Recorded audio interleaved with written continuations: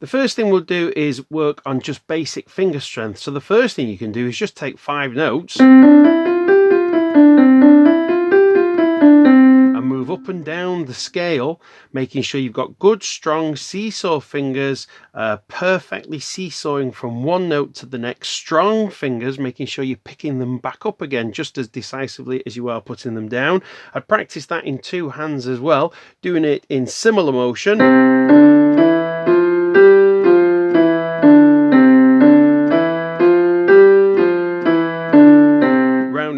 And then in contra motion, we use both thumbs, both 2s, both 3s, 4, 5.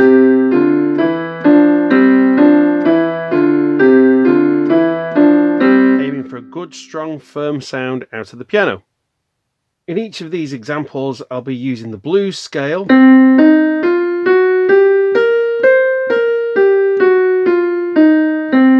I'll be starting it on different notes. For example, if I start on the 5th note of the scale here, 1, 2, 3, 4, 5, 5th note of a C scale. If I start it here, I'll be using that kind of fingering. I'll repeat each one 4 times so that you can go round and round it, and you'll notice that I'll start in this position and then I will use the next 5 notes of the blues scale, but starting from the next note. So I'll start from here, 1, 2, 3, 4, 5 notes of the scale, and then the next one I'll start here, 1, 2, 3, 4, 5 notes of the blues scale. Then I'll start here, 1, 2, 3, 4, 5 notes of the blues scale. Then I'll start here. And the fingering will be slightly different each time, just to help you to get your fingers around the keyboard. In exercise 1, that's the fingering that we'll be using. Let's try it nice and slow and steady. 1, 2, 3, 4.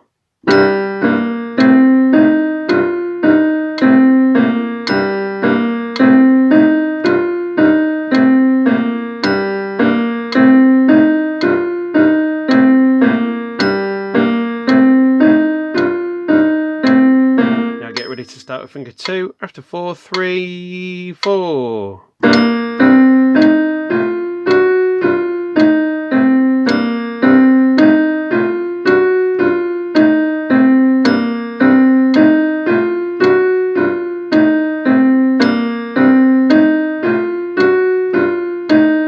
Now get ready to start with finger 1 using these fingers. Off we go.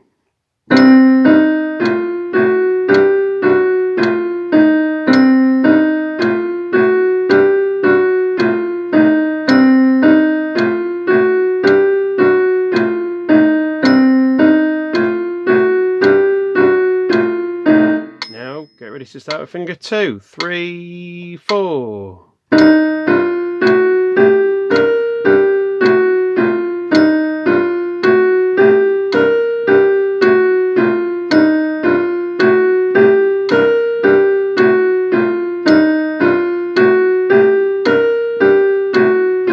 Starting with your thumb now, 3, 4.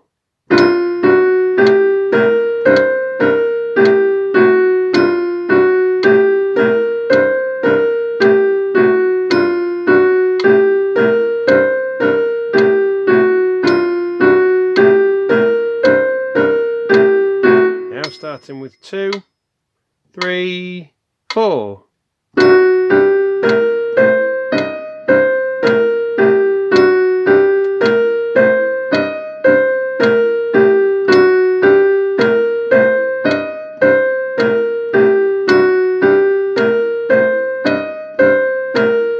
And now notice that we are back to the beginning because we're back to G.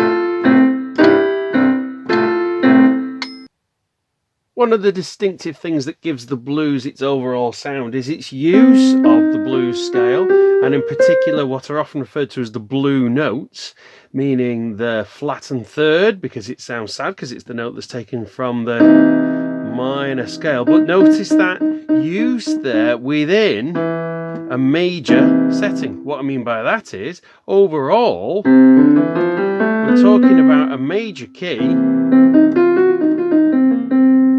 but has this minor third in as well.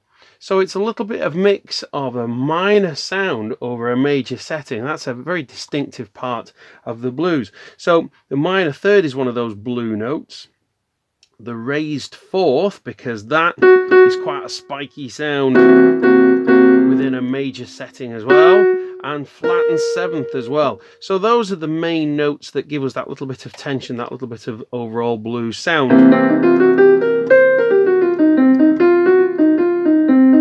So you can see it's those notes in particular that give us that blues sound. And then if we were to go, for example, to an F7 chord, the second chord that crops up in the series, in the blues, 12-bar blues chord sequence. So there's our F7. So these nice bluesy sounds are made by taking major third there of a chord of F. There's the major third. But you can see that I put a little bit of a grace note in there from minor third to major third for that chord of F there. And then as I move back to the chord of C major in the left, it's those little uses of minor third and major third and the mix of the two and how they sound going from one to the other that really enhances that overall blues sound.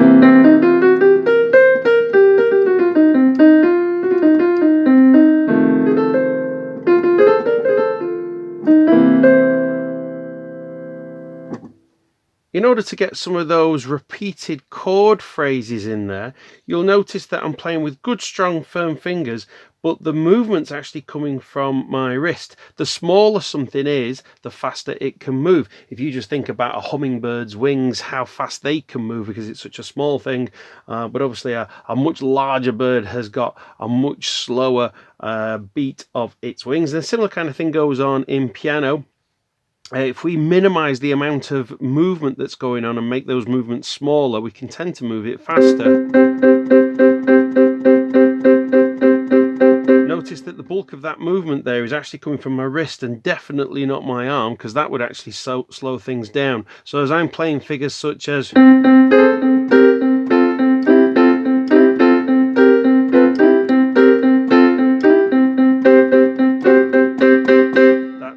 from the wrist there. So the first thing we can be doing is just practicing, for example, a root, fifth and octave of C. So I'm playing C, G, C.